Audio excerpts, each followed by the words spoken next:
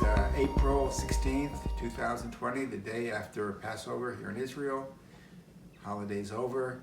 Allowed to eat the unleavened bread once again, but in America they still can't. In any event, I'm Moshe of Israeli Krav International. Welcome to my little coffee show. And today's featured coffee is from Vienna. So when I traveled the world before all the travel bans, I always pick up coffee and sometimes gifts, and I enjoy a good cup of coffee. I wasn't always a coffee drinker. It wasn't until I worked in a bank in Israel that I developed the habit, and I was relatively old. In any event, Baruch atah Adonai Eloheinu melech shakol niyeh b'dvaro. We thank God for everything, including every cup of coffee.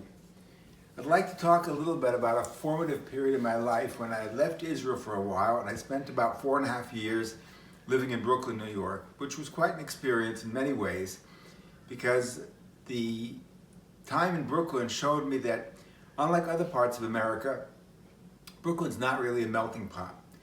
You have neighborhoods divided by ethnicity, and there's dividing lines, we know where they are.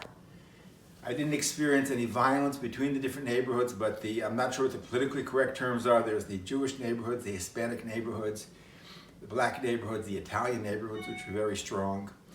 And even within the Jewish neighborhoods, they were divided among the Ashkenazi and the Sephardic, the Eastern Jews and the Western Jews, the Hasidic Jews, the non-Hasidic Jews, and the very strong Jewish cultural element in these areas. I lived in various parts of Brooklyn, Borough Park, and in Flatbush. And I took up martial arts training there. Eventually, I chose the Oyama Dojo, as I mentioned elsewhere, in Manhattan, and I would travel to there every day to train. But I also did some training in Brooklyn itself, and I looked for some training there. My initial training in Brooklyn was just by word of mouth, asking around, does anybody know any serious training? Now, what I found was that in Brooklyn, the martial arts that I came across were done strictly for self-defense. The Jewish community there is devoted to religion. Martial arts is not a hobby, it's not a sport, it's not something you pursue for a rank, it's just for survival. And the Jews in Brooklyn are always on guard because there is tension that comes in from outside. The Jews there, although I didn't experience any problems specifically there, but they're visibly Jewish. They don't blend in at all, and as such, there's always the danger of anti-Semitic attacks. As we see in this year, before the coronavirus, we saw a huge increase in attacks in Brooklyn.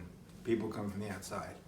So I remember there was one place in particular in Borough Park I went to look for.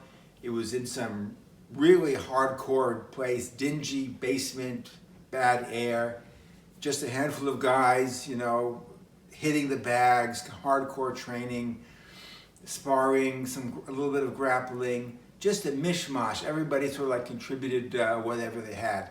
One guy served in the military, one guy had a little bit of police work, etc. A rabbi was there.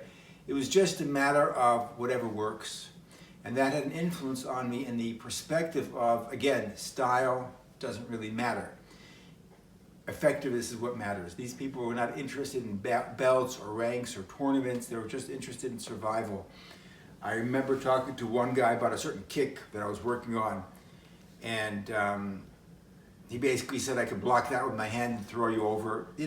It basically broke the illusion of some of the martial arts that I've been training in. The idea that, I'm going to do a certain technique and it's going to be great. He said, yeah, you just try that on me on the street and you'll see where you end up. In other words, these were guys who really trained for their lives. I remember stories about people that had dealt with home invasions, foreign people for coming into their house with handguns and rabbis disarming them. And these are things you don't hear a lot of. You don't hear, but there is a great interest in that community in self-defense, in training in martial arts, but not in the hobby sort of form. I remember this one experience, this guy, yeshiva student, rabbinical student, he said to me, show me your best stance. And I got into my Zeng Sudachi stance, showed him my really good karate stance. And then he went into his stance. he stuck his finger, I'll never forget this, right up his nose, which makes an impression on him. He sticks it right up his nose and then hit me in the face, or nearly hit me in the face. He said, there's a stance. That made me rethink the whole idea of the traditional stances that we spend so much time on. Here he just stuck his finger in his nose. What is that? Number one, it's a distraction. Oh, that's disgusting. Number two, he has a hand up here. If he needs to block you, he can block. And number three, his hand is over here. He can go right away to a strike that you're not expecting it. Distraction, simplicity, defense, offense, everything all at once. That was a major martial arts lesson for me right there. And these are some of the things I learned on the streets of Brooklyn, hanging out with people and hearing stories of real life self-defense, but people that were strictly interested in defending their community. One of the key elements there was the idea of community, that people knew they could join together. People knew who they could count on. Again, that's something which often disappears in modern America, where everybody's so mixed up with everybody else. But there it was, you knew who your allies were, you knew you can count on them, there was strength in numbers, and those who would come to attack you knew that if they attacked you, you would be helped out by others. And that's the same message I got from the guardian angels, where they said they only go out to patrol in groups. One individual, no matter how great he is, it's not like Bruce Lee, Steven Seagal, fantasy movies, but one person's always vulnerable. The idea of working in groups, traveling in groups, going home from work in groups, and that was the strength that I saw in Brooklyn.